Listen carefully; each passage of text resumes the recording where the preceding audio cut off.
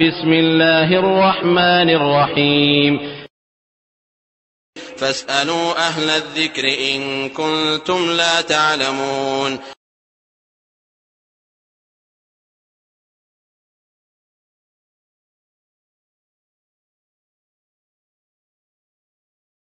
আলহামদুলিল্লাহ 375 ভাই প্রশ্ন করেছেন যে রুকু থেকে ওঠার পরে হাতটা কোথায় রাখবো।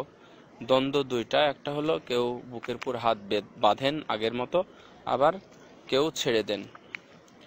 তো ছেড়ে দেওয়ার হাদিসটা এবং ছেড়ে দেওয়ার বুঝটা সবচাইতে ভালো, এবং এর উপরেই আগের সালেহিন এবং উলামা ইকরাম এর উপরেই আমল করেছেন। হাদিসের যেটা অর্থ, এটা সেই বুখারী মুসলিমেরই হাদিস, এই হাদিসের অর্থ থেকে ওনারা মানে বিষয়টা নিয়েছেন, সেটা হলো যে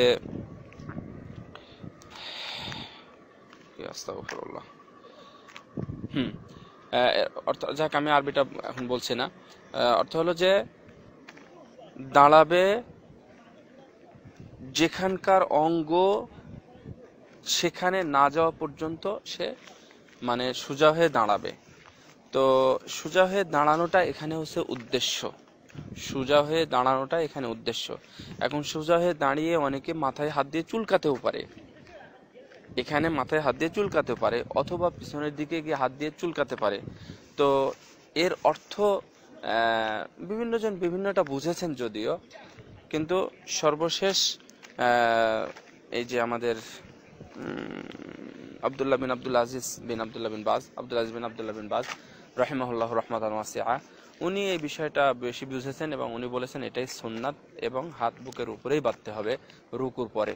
কারণ আমার হাতটা আগে রুকুর আগে যেহেতু বুকের উপরে ছিল, সুতরাং রুকু থেকে উঠে আবার বুকের উপরেই বাঁধতে হবে, এটা হচ্ছে ওনার বুঝ।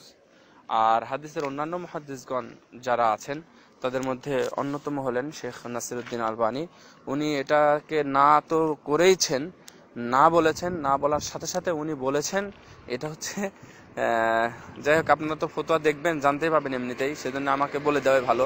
উনি এটাকে সরাসরি বেদাতই বলেছেন। উনি বলেছেন যে এটা বেদাত, এটা চলবে না। কারণ মানুষের স্বাভাবিক অবস্থা যেটা, যেমন ইয়ার পরে সেজদার পরে উঠে আমি হাতটা কোথায় রাখবো, এখন হাতটা কি মাটিতে রাখবো না বুকের উপর রাখবো না কোথায় রাখবো, এই বিষয়ে স্পষ্ট কথা বলা আছে যে ওখানে উরুর উপরে হাতটা রাখতে হবে। তো এটা তো স্পষ্ট, এটা তো বোঝাই যাচ্ছে।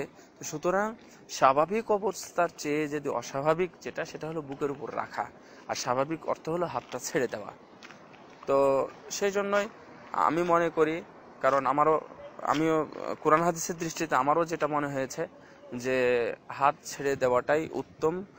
কারণ এই বুঝটা শেখ বিন বাজের থেকেই একটু বেশি আছে, এবং সেখান থেকেই পুরো সৌদি আরব বা আরব কান্ট্রিতে এটা ছড়িয়ে গেছে, এবং তারা মনে করছে যে এটাই ঠিক। তো বিশেষ করে আমি হাদিসের উস্তাদদের কথা কিছু বলি, আমি কুলিয়াতুল হাদিসে পড়ি, হাদিস ডিপার্টমেন্টে। তো এখানকার উস্তাদরা দেখে যে ম্যাক্সিমাম ওনারা বাঁধেন না, ম্যাক্সিমামগুলো বাঁধেন না, আবার অনেকেই বাঁধেন। সুতরাং ওনারা যেহেতু ইজতিহাদ করে গেছেন, এটা হচ্ছে ওনাদের ইজতিহাদ, এই জন্য ওনারা দোষী না। যদি ভুল হয় তাহলে ওনারা একটা সওয়াব পাবেন, আর যদি সঠিক হয় তাহলে ওনারা দুইটা সওয়াব পাবেন। তো ওনাদের প্রতি কঠোরতা অথবা ওনাদের প্রতি কুদৃষ্টি দেওয়ার কোনো সুযোগ নেই, যেহেতু ওনারা গবেষণা করেছেন, ইজতিহাদ করেছেন। ইজতিহাদ করতে গিয়ে যদি এটা ভুল হয় তাহলে একটা নেকি, যদি সঠিক হয় তাহলে দুইটা নেকি। সুতরাং সঠিক বেঠিকের বিষয়টা যেহেতু আমরা এখনো স্পষ্ট জানি না, আমরা যেটা স্বাভাবিক অবস্থা যেটা, সেটাই আমরা করব, অর্থাৎ হাত ছেড়ে দেব, এটাই। আল্লাহু আলাম ওয়া সাল্লাল্লাহু আলা